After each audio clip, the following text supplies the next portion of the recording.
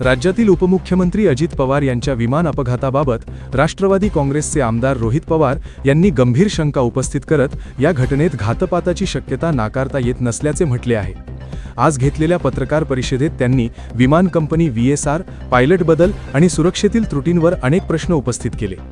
रोहित पवार म्हणाले की अजित पवार प्रवास करत असलेले विमान सुमारे 16 वर्षे जुने होते आणि हवेत तिरके होऊन पडल्याची माहिती समोर येत आहे। या पार्श्वभूमीवर विमान कंपनी VSR वर अनेक प्रश्न निर्माण होत असून कंपनीकडून सुरक्षेबाबत गंभीर चुका झाल्याचा संशय त्यांनी व्यक्त केला। विशेष म्हणजे 2023 मधील VSRच्या अपघाताचा अंतिम अहवाल अद्याप समोर आलेला नसल्याकडेही त्यांनी लक्ष वेधले। अपघातानंतरच्या तपासावरही त्यांनी नाराजी व्यक्त केली। गेल्या 13-14 दिवसांपासून केवळ CCTV फुटेज गोळा करण्यात आले, पण प्रत्यक्ष तपासाला सुरुवात झाल्याचे दिसत नाही, असा आरोप त्यांनी केला। स्थानिकांच्या म्हणण्यानुसार विमानाचा आवाज वेगळा होता, तसेच विमानातील काही तांत्रिक प्रणाली बंद असल्याची माहितीही त्यांनी दिली।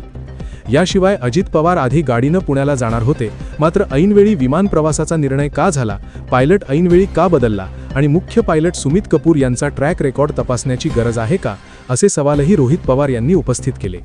समोर येणाऱ्या अहवालांमध्ये विसंगती का आहे आणि वेळांमध्ये फरक का दिसतो, याबाबतही त्यांनी शंका व्यक्त केली। या संपूर्ण प्रकरणाची निष्पक्ष चौकशी करण्यासाठी परदेशी तज्ज्ञांची मदत घ्यावी, अशी मागणी करत रोहित पवार यांनी अजित पवारांच्या विमान अपघातामागे घातपात असण्याची शक्यता तपासलीच पाहिजे, असे स्पष्टपणे सांगितले।